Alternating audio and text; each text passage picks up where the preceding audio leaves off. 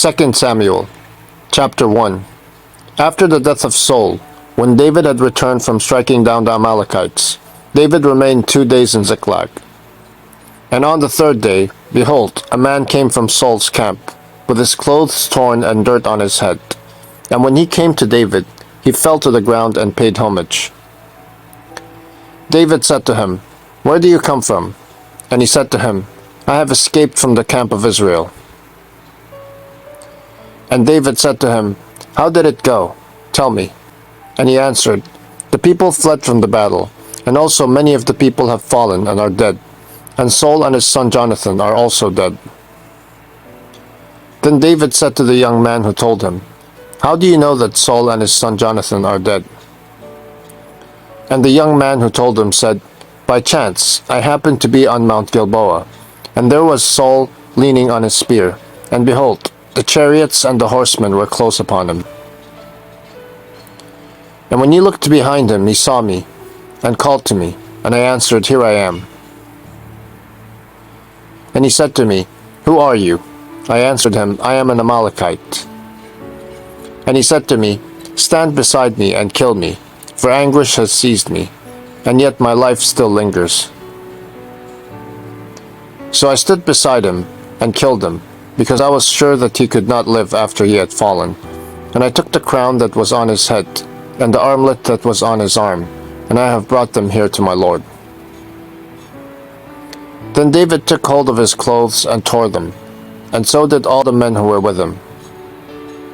And they mourned and wept and fasted until evening for Saul, and for Jonathan his son, and for the people of the Lord, and for the house of Israel, because they had fallen by the sword.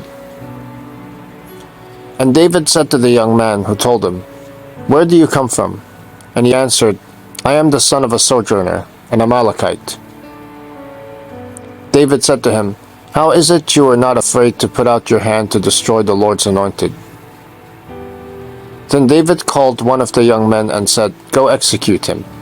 And he struck him down so that he died. And David said to him, "Your blood be on your head, for your own mouth has testified against you, saying, 'I have killed the Lord's anointed.'" And David lamented with this lamentation over Saul and Jonathan his son. And he said, "It should be taught to the people of Judah. Behold, it is written in the book of Jashar." He said, "Your glory, O Israel, is slain on your high places. How the mighty have fallen.